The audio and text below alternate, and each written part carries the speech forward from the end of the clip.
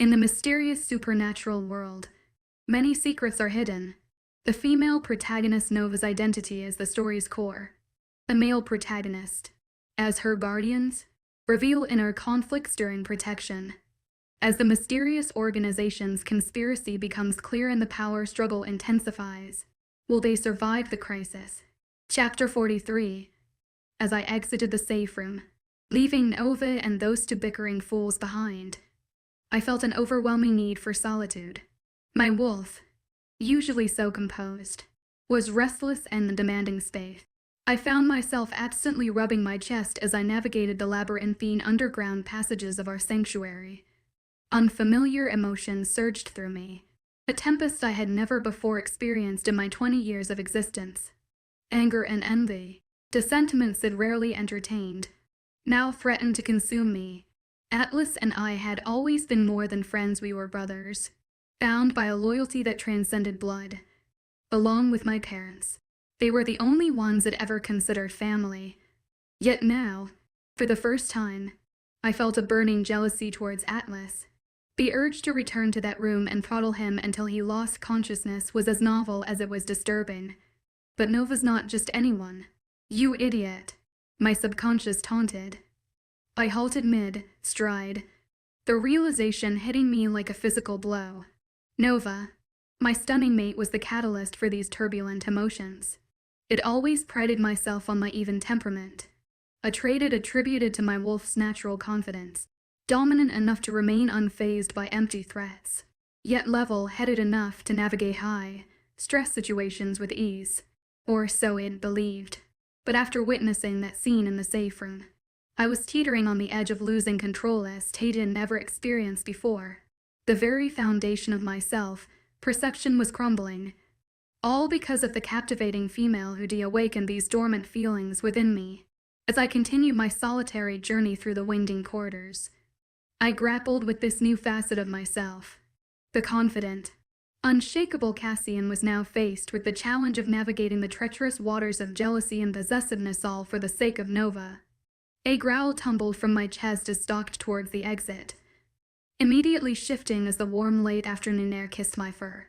And without a second thought, I ran, and ran, and ran. It was around in the morning when I finally stopped running, exhaustion seeping into my bones as I sat on the edge of my favorite cliff that overlooked the Academia's grounds, the same cliff that I happened to bring Nova to during our study session. Inadvertently, a smile graced my face as I thought about that day. She was so intrigued by my words, and considering the subject, I knew she had to be bored out of her mind, but she never showed it, her eyes lighting up at even the smallest things. She was adorably beautiful that day, and I had to try my damnedest to restrain myself from leaning forward and kissing the hell out of her. I wonder what she would have looked like if I kissed her. With that pretty blush of hers spread across her entire body, with those blue eyes of hers darkened with lust. A snarl grazed my face as I remembered the way she looked after Atlas' kiss. Of course, that slick bastard was the first one of us to break the pact we made. Always the troublemaker, never thinking about the consequences of his actions and what those actions could cause the rest of us. While I was upset with him, and after long hours of contemplation, I couldn't help but be grateful at the same time, because while he did screw up massively, and would mostly likely be monitored closely by Nyx in the upcoming days, in a way, it was kind of a relief, because now I don't have to feel guilty about my thoughts regarding Nova or worries about breaking the pact. I closed my eyes, swallowing thickly at the memory of how satisfied Nova looked sitting in, her eyes so dark they turned into a stunning lavender color. A rumble went through my chest at the thought of having her look at me that way, of teasing her so deliciously that she solely focused those lusty dark eyes on me and no one else. Shit. This was going to be a problem if my wolf doesn't want to share her with the others. I was distracted from my sharing dilemma when a vaguely familiar scent filled the air, assaulting my senses with how both foreign and familiarly potent it was at the same time. I tilted my head in question as my gaze snagged on a pair of robed figures heading towards the south borders. I knew that scent. Why did I know that scent? Then it clicked. Hell, I can't believe I forgot. which was pretty unbelievable considering that I must have smelt it about 1,000 times in my parents' lab. That pungent and unique smell of bleach and peppermint with a dash of artificial lemon. My parents' prototype for a new product they were working on that masked the scents of wolves. I frowned because there was no way they managed to finish the product already. The last time I checked, they were still in the early stages of testing, considering that the batches they previously attempted ended up giving their tests subjects anaphylactic reactions. As the figures came closer, I linked back into the cover of the shadows, cursing violently as I realized that the herbs I needed to remain temporarily undetected were too far away from me to reach. The figures were close enough that if I strained my ears and remained stock still, I could make out bits and pieces of conversation. How longer? An unfamiliar, garbled voice asked. Hell, this whatever it was serious if not only they were masking their scent, but also if they were wearing voice modulators too. Almost there the other robotic voice stated the others. They were either out of my hearing earshot or one of them must have activated a silent stone. A few heartbeats passed before I decided to emerge from my hiding spot.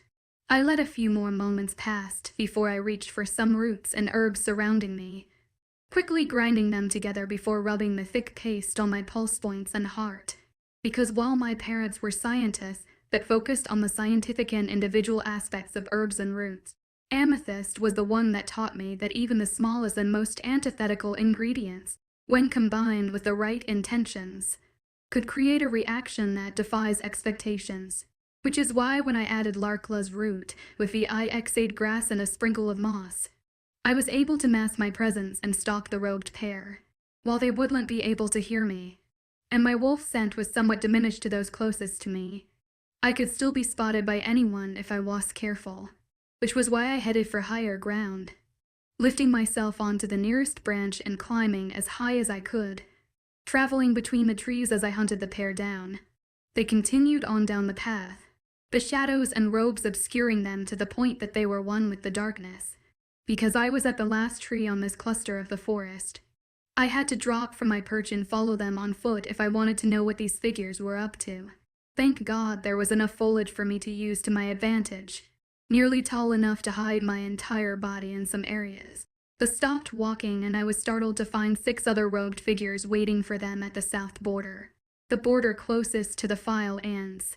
It's time to finish this, another robotic voice stated, moving forward until he it looked like he was gazing at the border, or we must end this tonight, or else all is lost forever. The man, I'm guessing that I'm considering how tall and bulky he was, turned and the moonlight hit him with just enough light that I was able to take a good look at his face, or mask, should I say. All the blood drained from my face at the sight of those masks. The masks of the Marksmen, the hunters of the supernatural world. The one group of people that all races of the supernatural world was afraid because they were able to curse us to eternal damnation with a single drop of their blood. According to history books, the Marksmen were created around the time the supernatural population started increasing in the world. No one knows if they were a gift from the gods or cursed from the humans in order to contain us, but the fact of the matter is that they could kill the strongest of us. Like they killed Last Lupine all those years ago. Like they would kill me if I didn't find a way to get out of here or call for reinforcements. Because these fucking people thought of everything tonight. From the robes to masks and even the scent blocker and whatever the hell else they were hiding on them. Are we sure we should be doing this?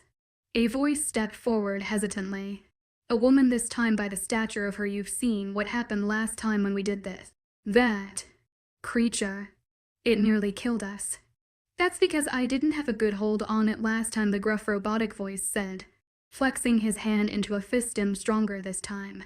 That's what you said last time, someone said dryly, and we can't afford to mess this time. My sources tell me that the heirs are investigating missing persons reports as we speak.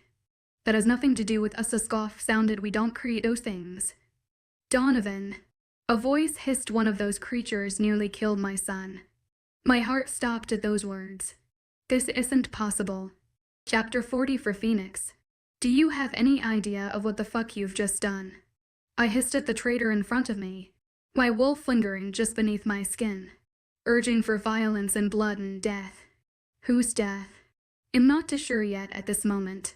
Atlas ignored me, instead focusing on the woman of our dreams as she tidied up the small safe room, his eyes practically shining with adoration and those heart emojis. "Hey fuckface," I snapped in his face, gripping his chin and moving his head until we were face-to-face focus. "That kiss was so worth your bitching and complaining," he muttered, taking a step away from me and towards the beauty at the bed. "I think I'm even more in love with her than I was yesterday."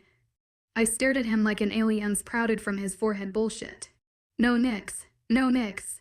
"I'm serious." He gripped my arm with one hand while the other touched the center of his chest. "I feel like an entirely different person." The moment our lips touched, it felt like I could breathe again. Like I had no worries in the world as long as she remained by my side. My eyes wide and at both his words and the odd tone he said them. Because for as long as I've known him, Atlas has never been someone emotionally in tune with his feelings.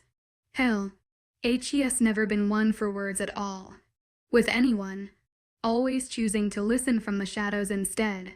So to hear him like this, emotionally invested, was insane. It was one kiss. It was just a kiss, Phoenix, Atlas said, eyes shining with emotion. It was so much more than a kiss. Before I could comment on anything, the safe room door burst open. Atlas and I moved fast enough to cover the most important thing in our lives. Nova. I was a second away from shifting when I realized who was standing in front of us. "What the fuck, dude?" Atlas relaxed. "What? We need to leave," he hissed out, eyes frantically looking over us until they settle on one thing. "Or person, Nova. We need to leave." Cass strutted forward, reaching Nova's side in less than 5 seconds, tugging on her arm and dragging her forwards until she was within reach of us. "What's going on, Cassie Ann?" Her nose scrunched in confusion as her eyes briefly glanced at me, questions swirling in the icy gaze of hers. "Why do you look so freaked out?" His lips pursed as he looked at us. "Another one of those things are coming." I immediately tensed. "What? How do you know?" "I just know how. Because I just watched someone fucking summon it," he whispered, his eyes scrunching at the corners and stressing. "That's not even the worst part. It gets worse." Atlas grunted. "So much worse. How?"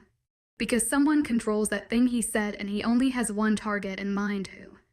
I asked, already dreading his next words considering that I'm pretty sure I knew what his answer was. "It's me, isn't it?" Nova whispered. "All of this is my fault. Cassie and 1 hour ago." Silence. The marksman named Donovan hissed at his followers. "We either open it tonight, or we can kiss the chance for harmony within the packs goodbye." "Wait. What? Why would marksmen, our literal supernatural enemies, care about any type of harmony within the packs?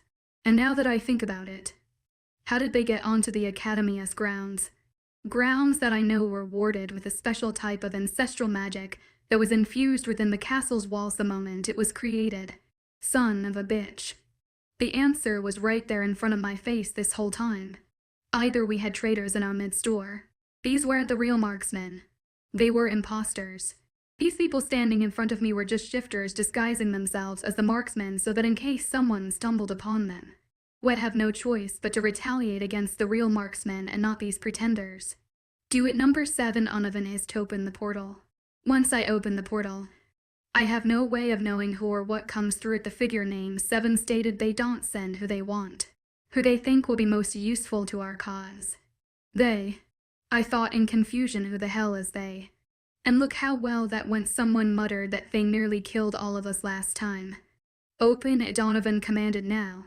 The figure stepped towards the border with raised, glowing hands, muttering incomprehensible things as another figure started outlining some weird sigils in the dirt surrounding the witch. Double shit. Because not only were shifters involved in this horrendous crime, possibly people from my own pack, but they also somehow managed to convince the witches that lived within our perimeters to get involved too. Which meant that whatever their cause was, whatever they were fighting and creating all this chaos for, must have been an worthy enough cause to fight for if the witches decided to go against our treaty for.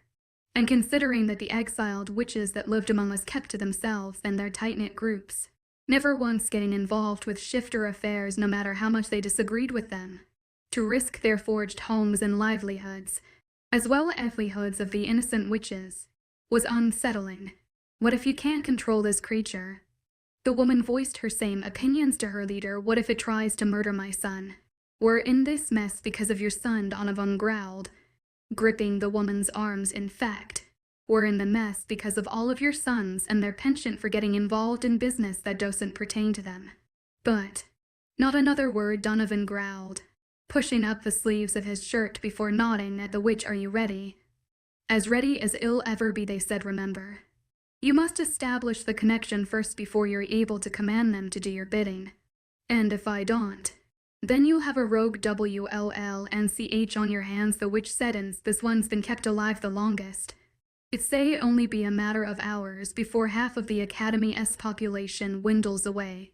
Donovan, someone interrupted. I don't think we should do it, Donovan hissed, ignoring his followers as the witch immediately slashed her at them across his arm before dragging it across the wrists of every follower in attendance. I watched in equal parts of horror and fascination as they lifted their collective bloodied hands to the border wall, smearing sigils across the invisible barrier in hurried strokes. The barrier shimmered for a few seconds before going completely still again. It wased until a familiar creature, 10 times bigger than the last one, stepped over the border. Did I decide that it was time to go? I didn't realize my mistake until it was almost too late. The branch snapping underneath my foot caught the ears of not only the masked figures a few feet away from me, but also from the terrifying creature at their side. How about we see how much control I have now? Shall we? Donovan dipped his fingers into his own blood and whispered something to the creature that I cowled in. Here now, my creature. Go hunt and kill whosoever out there watching us. Make it painful and make it be known that we will not fail again. We will not stop until the blood of the two heirs bless our people once more. The creature, so much more preserved than the other ones before it, tilted its head back and let out such a terrifying howl that it chilled me to my bones. Because not only was the sound hauntingly horrifying, it was also mixed with a type of despair I didn't think was possible. Do not stop, creature, until you feel the cracking of her bones beneath your monstrous jaws, Donovan commanded, until you feel the life draining from her pathetically weak body. Until her soul is devoured, gods, as retribution for those who have not only wronged us but tried to exterminate our people and our culture. Shit. This was bad. Hell. This was the worst possible scenario I could have ever thought of. Because not only did this creature look like it could rip 20 shifters to shreds at once, I recognized a familiar glint in its eyes. The glint of intelligence. Something that told me that this creature was probably smarter than the others. Hell. Probably even smarter than those that summoned it. And, for that reason, its intelligence would make it impossible for anyone to kill it. I needed to get to Nova and the others before this creature did. I needed to warn them about what was coming for us, what was coming for her. Because if anything would be the death of us, it would be this creature right in front of me. The creature who held 1,000 different secrets in those glassy white eyes of his. Terms. WLNCH, ancient word for resurrected shifter. Chapter 45. Nova, where are we? I asked as I leaned over Atlas in the back seat of Phoenix's luxury SUV to look at the grand estate in front of us and who's following behind us. Phoenix glanced back at me, one hand on the wheel as he drove up the winding path leading towards the estate. The Butcher twins, he said, and a few royal guards loyal to us, including Exlo. And we're going. I trailed off. The Lupine estate, Cassian said softly, gripping my hand and rubbing his thumb against the back of my skin. The most secure estate out of all the other estates. What? My eyes wide, and we're going to the Lupine estate. I barely wheezed out the words before an uneasy feeling settled in the pit of my stomach. This would be the first time I've visited anything remotely related to the Lupine family since arriving at Crescent Academy. And why I was scared out of my mind at the prospect of another one of those monstrous creatures out on the loose, hunting me down like the prey I was. I was more nervous at the moment about entering the leering mansion in front of me. How is it more secure than the others? I swallowed roughly. Wouldn't this be the first place that someone would look for us? Atlas shook his head while Phoenix barked the car. No one would ever think to look here. Why not? I asked as I followed them out of the car. Because this place hasn't touched in 19 years. A familiar voice said from behind me. I turned to find Nico and Teo leaning against their car, an odd look on his face as he drifted towards his brother's side. "How do you know it hasn't been touched in 19 years? I asked. Clearly looking at the manicured lawns as suspicion, it looks like it's been maintained quite well. It should look that way, Nico said. Coming to stop in front of me, it's been purposely preserved by magic. Atlas whistled low as Phoenix sucked in a sharp breath. How in the hell did you manage that? Our father did, Nico said softly. Never once taking his eyes off of me once, it was confirmed that Alpha Lupine was gone. Our father took it upon himself to ensure that only someone from the Lupine bloodline could access the estate. How I blinked up at him, and if that's true, then how is anyone else here with me? Our father made sure that the only other bloodline that could access the estate would be ours. Teo followed up just in case. But that doesn't explain the rest of them. My eyes skimmed the three men standing protectively behind the twins, each listening intently to their words despite the small scowls gracing their faces at Nico's close presence. How are the guys in Exlo here? His lips pursed as his eye slid towards his brother. We think it's because you drove here with them, Teo said quickly, and since Exlo drove here with us, the property spell adapted to your intentions. It can do that. Of course, Nico said. The witch our father hired was very skilled in her craft. It took her nearly a year to complete the estate's entirety, including the additional acres acquired before our father's death. I nodded, his words making sense considering that it was the only possible explanation why everyone besides the twins and I were able to enter the premises. The estate's completely protective? I asked. It was the first thing secured by our father, Teo said, and is subsequently secured every 2 months when we do our annual safety checks. I nodded absently, turning towards the looming estate in front of me, my nerves making me want to simultaneously puke and run away at the same time. A warm body sidled up to me. You know, we can go somewhere else if you'd like, Cassie, and murmured softly to me. I looked up at him, our eyes locking. His were full of sorrow, anxiousness, and regret. Was that creature as terrifying as you say it was? He gave me a slow but steady nod. And this is the place we're supposed to be, I said, squeezing his hand softly. If this is the safest place for us, then this is where we're going to stay. I can't risk any of you getting hurt at my expense. With those final words, I stepped towards the estate in hope with all my might that the twins were right about this impenetrable fortress, while the guys set up whatever they had to set up. I went exploring. The estate was much different than I expected it to be. It was homey.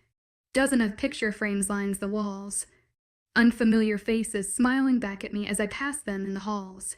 So far, I managed to find an office, a guest bedroom, 2 bathrooms, a kitchen, a foyer, and a living room. I slid my hand up the shiny, wooden handcrafted banister as I headed up towards the 2nd floor. I stopped at the top of the landing, wondering which room I would visit first out of the 7 rooms on this floor. My hand traced the beautiful stained glass window at the end of the hall as I decided to start from left to right. It was a picture of the night sky. 3 beautiful white stars overlooking a frozen lake while also surrounded by what looked like the northern lights.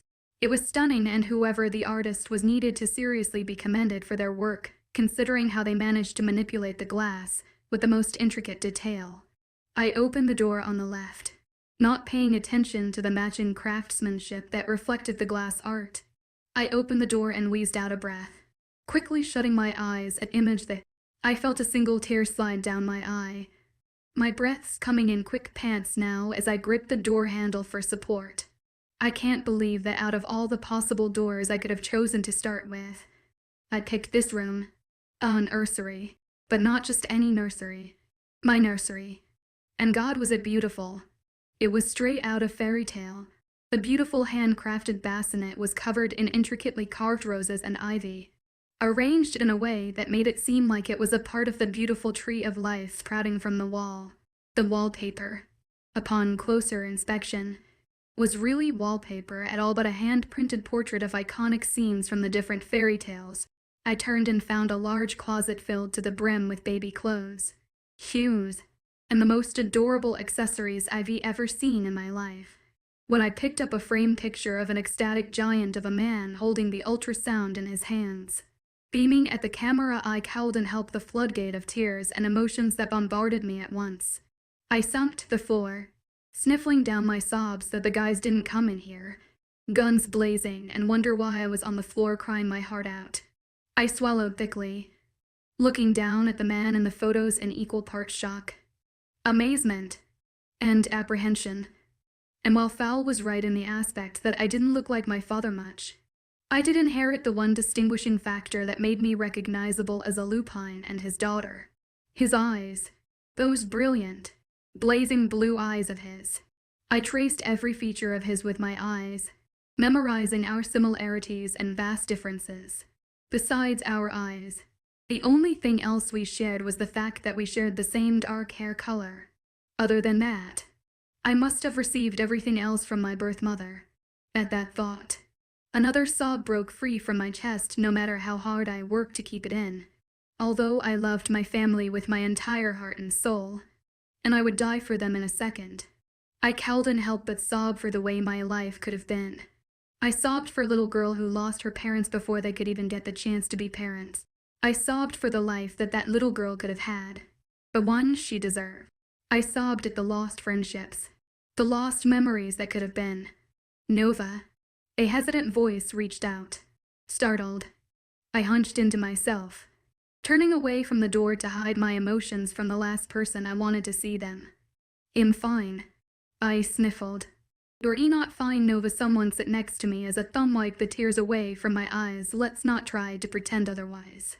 I moved my head away from him. "I don't have time for arguing, Phoenix." "Then let's not argue," he said softly. "Let's just wallow in silence." Chapter 46. Nyx. I flinched as another muffled sob racked Nova's small body, the hands holding the frame trembling as she continued to look down at the beaming giant posing with an ultrasound photo. I've only met Wolf Lupine once in my life. A very brief exchange during a meeting I attended with my dad when I was 6.5. It was the only meeting where Alpha Lupine personally requested that all the heirs convene together, without a moment's notice, in order to discuss something important. That something important was an announcement and of this beautiful creature in front of me.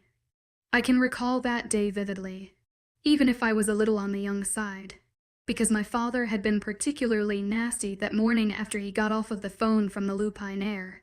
"Who does he think he is?" Tyr snarled, snapping his phone into as he ranted and raved at the head of our dining room table that entitled fuck couldn't even call me himself. Had to have his lapdog call me instead. The servant scoured and trembled at his tone, cowering and scrambling out of his way.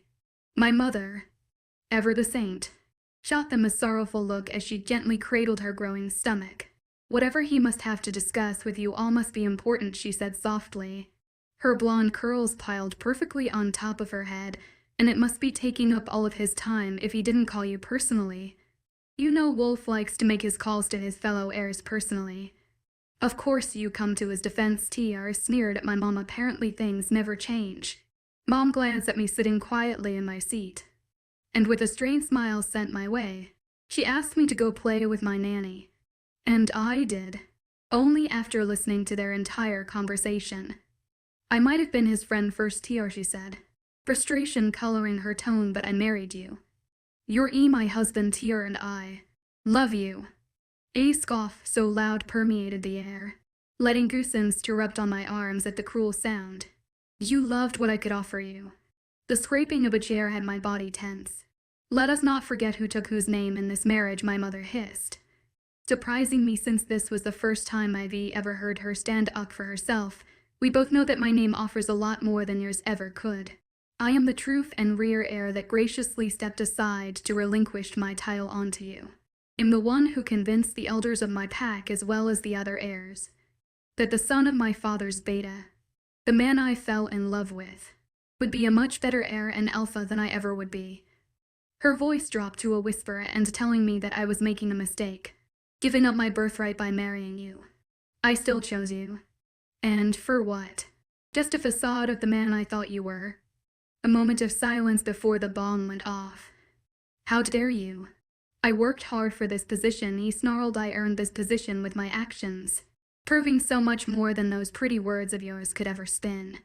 Keep telling yourself that, your mom said, her voice sounding exhausted, because you and I both know that no matter how much Leaf tried to prove their worth with their actions, they could never accomplish a fraction of what I did with those pretty little words of mine. I was brought out of my memories by a soft hand touching my face. "Nix, you okay?" she asked with a watery smile. "You look even more troubled than I do." I sent my beautiful made a strained smile and fine. "You sure? You know, I met your dad once," I said softly, redirecting the conversation and watching as her eyes widened. "It was brief, but he made a lasting impression on me to this day." She scooted closer to me until her thighs were pressed against mine. "Really?" she asked hesitantly. I nodded. "How old were you?" "About 5.5, I chuckled when she made a face. "What's that face for? If I can't remember anything from when I was 5 years old." She said, "I find it hard to believe that you can." I smirked at her. "I'm a special breed." She snorted and my heart eased as the tears started to disappear from her eyes. "It was actually the day he announced that he was having an heir," I said softly, my hands fidgeting with her nursery carpet. "Of course. I didn't know what that meant until later on, but I could never forget the faces, everyone in the room. The most memorable one being the one that belonging to your father." "Really?" she asked skeptical. "What did his face look like?" "He looked so damn proud." I said, "He never revealed your gender, but I honestly don't think he would have cared if you were born a potato, because he would have loved you regardless." A hint of bitterness escaped my voice, no matter how hard I tried to keep it out. Because while Nova's father beamed at a piece of paper with love swelling in his eyes, my own flesh and blood looked at me like I was a piece of used gum at the bottom of his expensive shoes. The only reason he brought me to that meeting was to show off the fact that he had the oldest heir out of the alpha heirs. I was jealous of my mate. I loved the fact that her family, especially her dad and a renowned alpha, was proud of who she was. With that being said, I just hated the fact that the only thing my sister and I were good for, according to our father, was the ability to carry on the Fenrir last name. A legacy he was proud to say he molded with his bare hands. Despite the hundreds of thousands of actual Fenrir-s that came before him that did so much more in their lifetime than he would in his. Nova's eyes shifted towards the floor, anguish crossing those icy depths. "Can I be honest for a second?" she whispered, truly honest, with no smart-ass remarks or replies. "You can try." I nudged her shoulder, "but as you stated before, I kind of have no filter, so I can't make any promises." Her lips stilted up in a half-smile before they wobbled again. "Does it make me a bad person to not want to hear stories about Alpha Lupine?" I looked at her in surprise. "Well, because out of all the things she could have said, those were not the words I was expecting." "Don't get me wrong," she said quickly, "I want to hear stories about him. Eventually. It's just that, whenever someone mentions my father, my mind always goes back to my dad. Or Matthew Straight. James." She rambled on as she pulled at her dark strands so hard. I nearly winced at the phantom pressure it was causing me.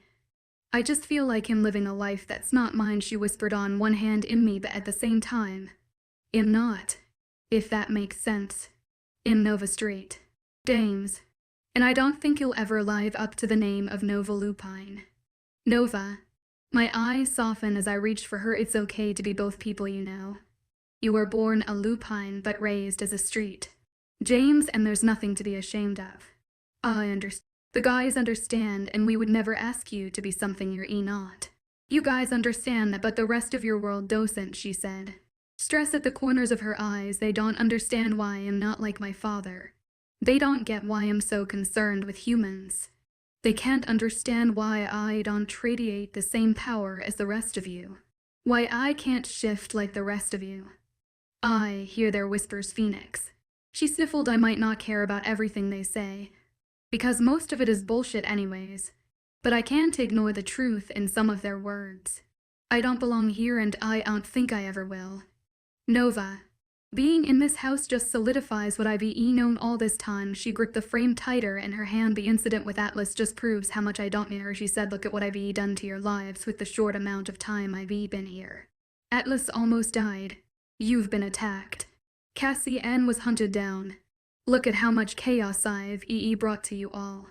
I opened my mouth to say something when her next words had me pausing. And do you want to know the worst part? She didn't wait for my answer before continuing. The worst part is that I have this ominous feeling in the pit of my stomach that things are about to get so much worse. Why do you say that, princess? She thrusted the picture at me before looking around the entire room. Because after all these hours of snooping, I'd have yet to find a picture or inkling of the woman that birthed me, she said, which leave that I either was some kind of miracle immaculate conception or that whoever she was, my biological parents tried real hard to keep the rest of the world from finding out who she really was. Chapter 47 Nova Little Moon. Unfamiliar voice whispered in my ear, Nova Nix. Come to me, my mate. I tossed and turned in bed, flipping from one side to the other as I gripped my pillow tightly to my body. My dreams shifting from shadowy darkness to the bright sky in an instant. NYZ. My head snapped around as I heard the familiar squeals of my two best friends. Samara and Lily sounded from behind me. I turned and found them running towards me, their arms entangling with my own as they squeezed the life out of me. What are you guys doing here? I gasped. How are you guys here? They stared at me in confusion. It's the summer, NYZ. Why wouldn't we be here? I frowned as I pulled away from them. They shifted away slightly, and for the first time since our encounter, I finally took in my surroundings, which made me frown even more. Because instead of being at the Lupine Manor, surrounded by the boys, I was home, in the human realm. My home, with my brothers laughing in our tiny backyard and our mom waltzing around the kitchen cooking and muttering something under her breath about buying a new stove. How am I home? I mumbled quietly to myself. Where are the others? Well, I thought I quietly mumbled to myself, but apparently I didn't, because Sam and Lily shot each other a look. NYZ, you feeling all right? Sam asked, slapping her palm onto my forehead so hard I flinched back. Oh, don't be a baby. Her words were something Samara would say that my brain was having a hard time separating fact from fiction. A muscular arm wrapped around my waist as an unfamiliar, yet familiar, voice purred into my ear. Is everything all right, little moon? I looked up, expecting it to be one of the guys since they were always so touchy nowadays, but was met with a disturbing surprise. You know that uncomfortable burning and watery eye feeling you get when you chop an onion? That's exactly what I felt every time I looked at the mysterious stranger wrapped around me. I could see his body clearly, right down to the finest detail on his dark cloak. Yes, cloak. But for some reason I cowled and make out a single detail out of this man's face. It's not time for us to meet yet, little moon, his smooth, rumbling voice said, causing shivers to run through my body. But when it is, you best know that I will come to collect what's mine. Sam and Lily didn't even bat an eyelash at our exchange, or his void in his face, grinning at us like we were the most interesting thing since sliced bread. Who are you? I felt hot breath pin across my neck, making my nerves stand on end. You know who I am to you, he whispered, soft feather-like movements trailing across my neck in what felt like small kisses. Your wolf knows who I am to you, just like she knows who the others are to you too. That's where you're wrong, I said, looking away. I don't have a wolf. He was so close to me that his deep rumble of laughter coursed through my own body. The fact that you believe that is quite enchanting, little moon. My head snapped up so fast that I was afraid I almost gave myself whiplash. What is that supposed to mean? A single finger caressed my cheek. How do you think you managed to survive in the academy so long, while their human counterparts are inclined to listen to their alpha heirs? Their inner wolves have no such inclination for rules, the man stated. If their animals deemed you weak or unworthy, you'd have been dead within the first hour at the academy. I raised a brow. And you know this how? Although I could not see his face, I could tell he was smiling by the tone of his voice. I've been around for quite a while waiting for you, little moon. I might have learned a thing or two about wolves in my time. I don't think that came across the way you wanted it to. I just stared at the stranger's blank face. It sounded a little pervy. So quick-witted a chuckle left the stranger. Just like your mother. What? I choked out, my eyes widening at those four little words. You knew my mother. Fingers tangled in my hair. The whole world knows who your mother was, little moon. I reared my head back in shock. Why are you talking in riddles? And not, little moo, he whispered, gripping my hair tightly in his large hands. You just don't have all the pieces yet. I could feel his smile, but when you do, little moon, I can't wait for the world to tremble at your feet. What is that supposed to mean? Soon, little moon, he whispered in my ear, but until we meet again, seek comfort in the others. They're waiting on you. I woke on a gasp. The sun streaming in from the large wind, momentarily blinding me. I blinked rapidly, barely aware of what was going on around me in this room, let alone what was going on the outside. And something was going on considering the unreasonable amount of shouting going on at the moment. What in the world? I grumbled, sliding out of bed and heading towards the window. Holy crap. I raced out of my room, forgetting that I was just in one of my dad's old ratty shirts and nothing else, and dashed down the stairs. What in the hell is going on? I growled at the twins as I bypassed them and headed outside. What are you idiots doing? Three humongous wolves stood in front of where the twins stated the boundary lines began, gazing at the dark horizon and varying in degrees of color and height. The brown wolf, the one I remember so clearly from the night I was taken from home, snapped his head around at the sound of his voice, his amber eyes shining furiously as he growled at who I assumed were the twins behind me. The blonde wolf and the midnight black wolf turned until they were facing me. The black wolf, which I'm guessing is Phoenix by the intense blue eyes the wolf sported, growled something that had the twins wincing. A hand gently wrapped around my wrist but quickly let go when all three wolves snarled as. Phoenix wants us to go inside, Novateo said in a rush. Why don't I show you the observatory? Uncle Wolf was quite fond of the constellations. I ignored him and narrowed my eyes at the stubborn heirs in front of me.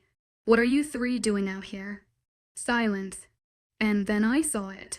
Something pacing back and forth just beyond the barrier of the Lupine property. My eyes wide and in shock. It found us already. More silence. I swear to God, if one of you doesn't explain to me what's going on, it'll kill you before that creature can even set his sights on you. Phoenix shifted first, and I had to admit, I had a moment of weakness. I just cowed and not look when he was practically in my eyesight, his art begging for some type of appreciation. My eyes dipped down just the tiniest of bit, and when they saw the intricate designs of hundreds of tattoos spanning across his entire upper body, and even more designs further south that my eyes didn't dare venture, my heart stopped beating. Holy cannoli. I'm fucked. Royally and totally fucked. Because who knew that the prim and proper fin rear air would look like this underneath all that stuffy clothing he wore? A hema throat cleared from behind me as pants were handed to Phoenix and the other to Do you still want us to take Nova to the observatory, Phoenix? There's no point now, Atlas, who finally shifted back into his human form, stated as he stopped in front of me. Although, you really should go and see the observatory. I heard it was world-renowned in its day. I glared up at him. Don't try to change the subject, Lobo. We don't know how it found us so fast. But it did. Phoenix came up behind me, and I turned in a way that had me staring up at him. It tried to break in, but fortunately the twins were right about this place being impenetrable. Now it's looking for weak spots around the entire property. Cassian joined us, boxing me in from the other side. So far, it tried to attack the barn, a small training arena, and a new servant's house. It hasn't broken in yet. No, Phoenix said, but not for the lack of trying. According to the twins, we have about another few weeks before the spell must be recast. And the only way to do that would be to bring the witch here and have her strengthen the markers scattered across the property. And how much time is a few weeks? Maybe 2. Possible 3 weeks, Nico answered and then hesitated. But what? The spell was meant to keep the usual unwanted supernaturals off of the Lupine land, he said, but since this creature is, whatever the hell it is, I can't say for certain how long the spell can last. We'd be sitting ducks, he Ratless said. We have to leave and find another safe house. With how quickly this creature found us, I'm not sure another safe house is in our best interest, Cassian said, and out of the manor. We better figure out a solution and fast. Chapter 48 Nova. I gritted my jaw, glaring at the 3 alphas' pains in my ass that were blocking the exit. Why can't I go with you? The biggest asshole of them all raised a brow at me. For one, that creature is hunting you down specifically, Nick said smoothly. folding his arms across his broad chest and for another. You don't have a wolf. I inwardly flinched at his harsh words, stealing my spine and sending my nastiest glare away. You're right. I don't have a wolf. I poked his chest hard enough to have him raising an eye of 3, or did you bozos forget your promises? Atlas whistled, though she got you there. Nix locked eyes with me before reaching forward and guiding a stray piece of hair away from my face. I didn't say it to be mean, little star, he murmured softly, steadily my ears could hear, and while you do have us at your disposal, we can't worry about staying alive and keeping you safe at the same time. My heart, the traitorous witch that she is, galloped faster at his soft movements and even sweeter words. If we're being honest here, I really liked when he showed this side of himself to me, since he rarely let anyone in those titanium walls of his. I knew that whatever caused him to be so closed had something to do with his past, given the haunting, sad look in his eyes. You said we have about a week and a half more before the creature breaks, and I whispered just as softly, why can't I just come to the borders with you 3? Just this once. Honestly, I'd expect nothing less from you.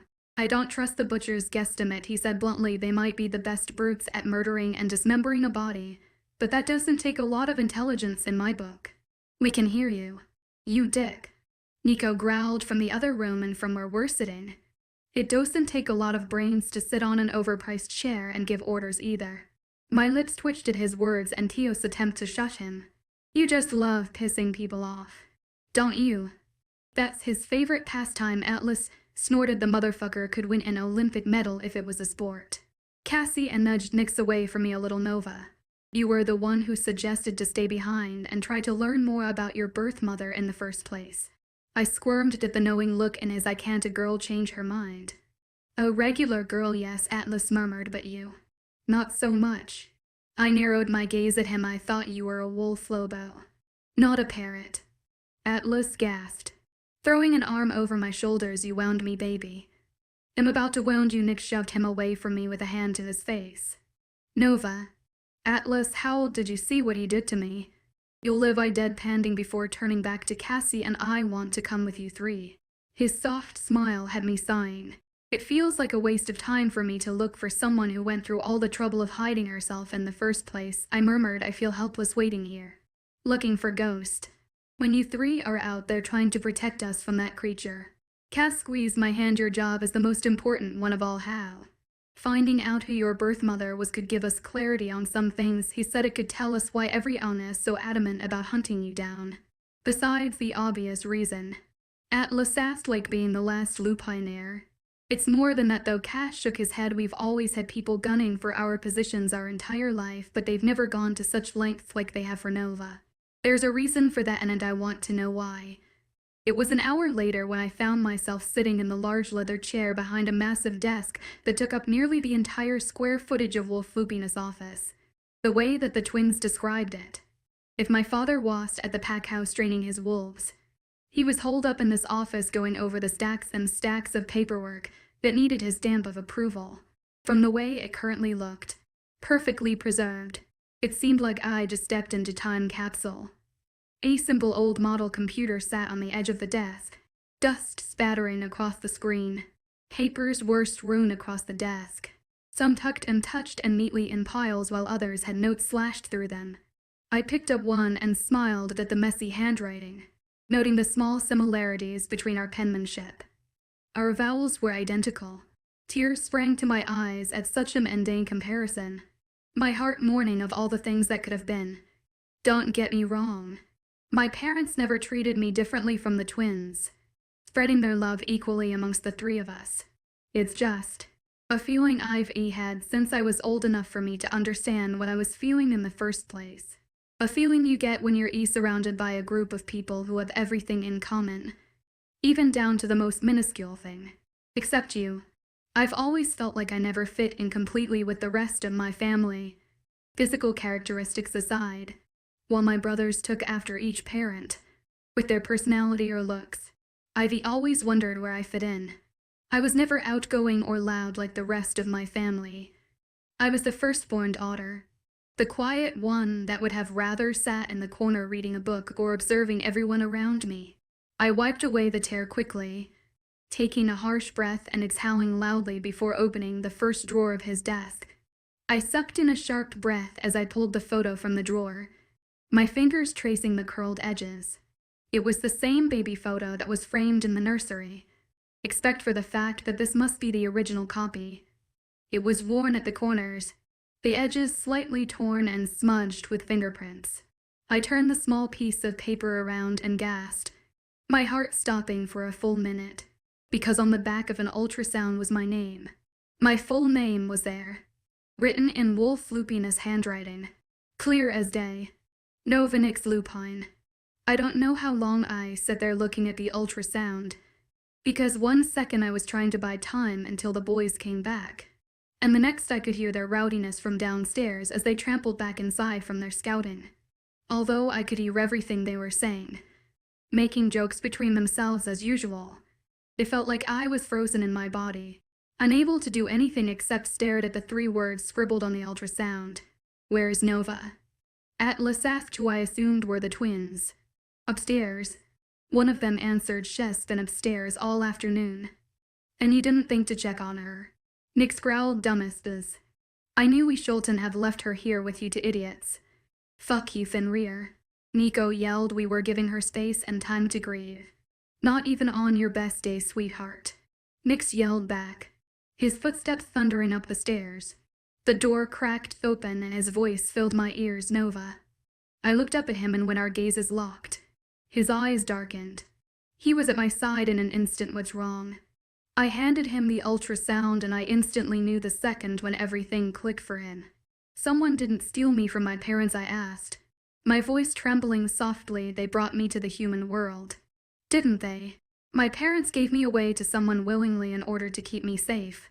He said nothing as he continued to stare at the photo in his hands.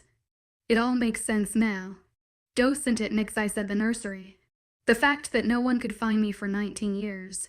The freaking magically enhanced fortress he ensured did have if I managed to find my way back here. You don't do what Last Lupine did for his daughter unless HED suspect. There was a chance that he would live to see the day she was born.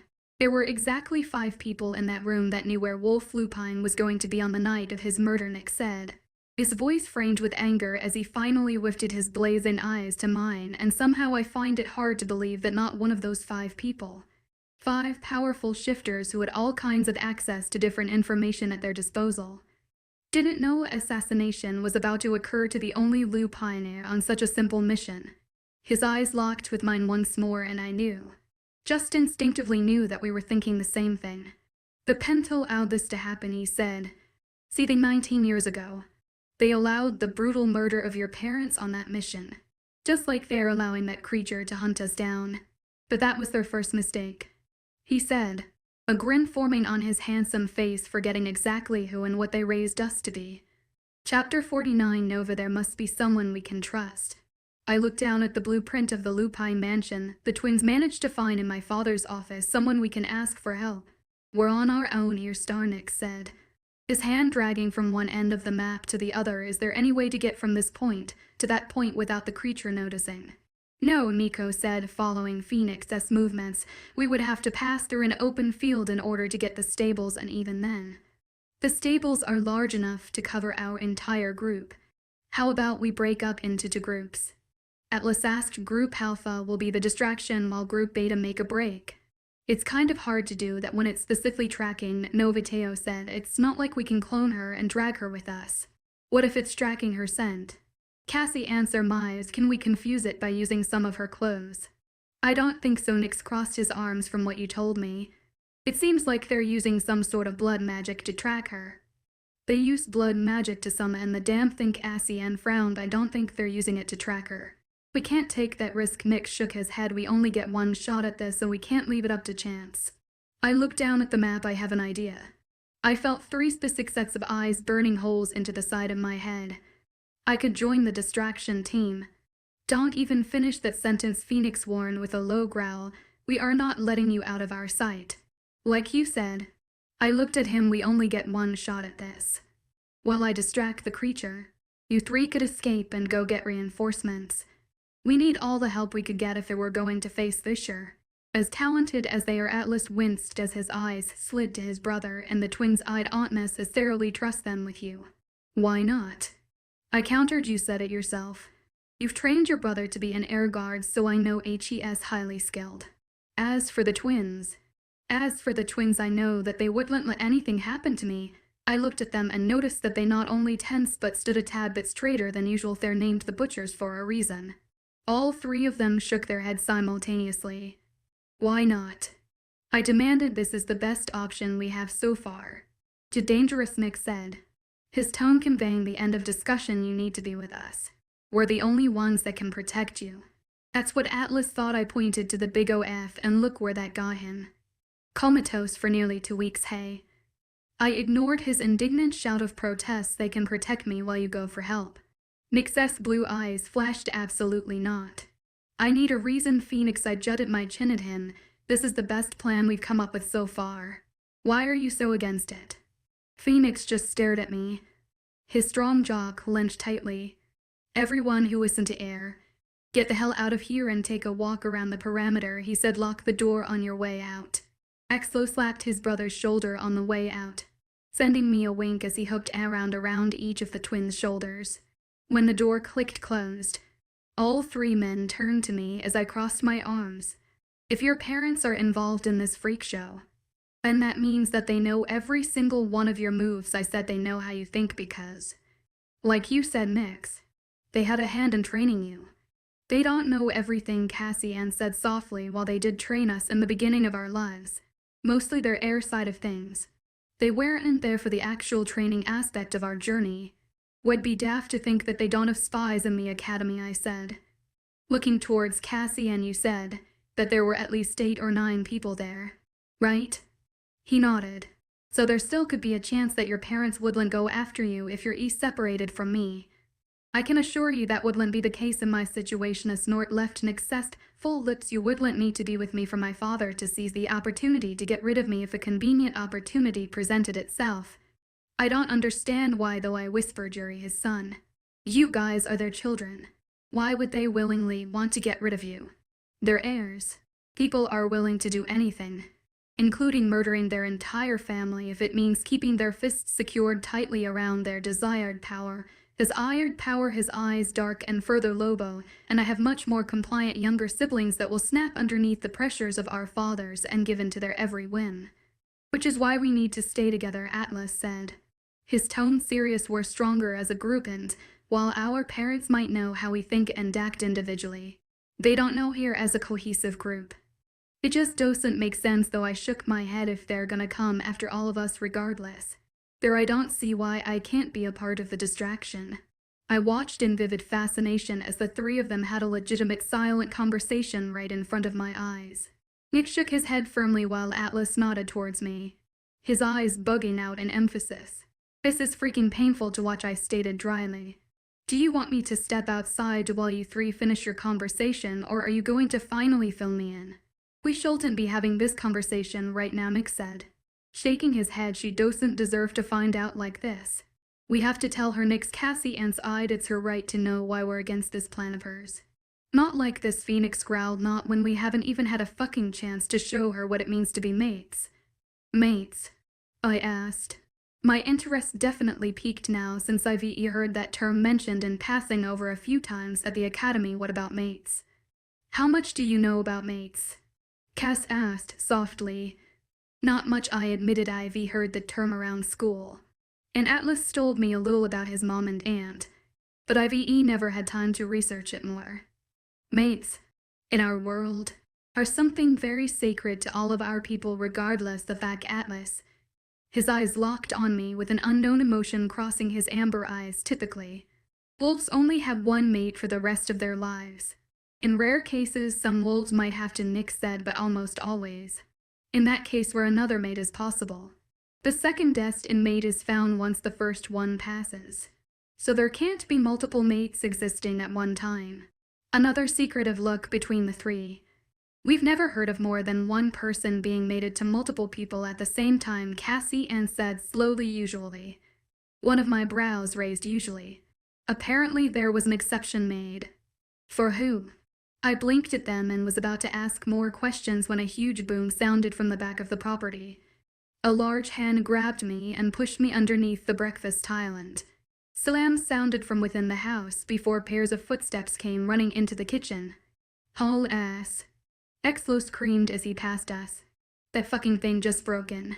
Curses surrounded me as Phoenix lifted me up in one swoop and hauled me over his shoulder. How the fuck did that happen? He snarled at the twins. I thought we had another week. We did. Nico growled back. Reaching for his bag of weapons, we did have a week, but there was a factor I didn't anticipate. And what the fuck was that? That fucking thing was able to track down and kill the witch protecting this place, Teo answered for his brother. His face grim and pale, which should have been impossible since the witch was at least 150 years old and would only appear when she wanted to. Cassie sucked in a breath, so that means every barrier or spell she ever created is crumbling, Teo answered, and once they come down completely, well, be sitting ducks. Let me down, Nix, I whispered, we need to do this now.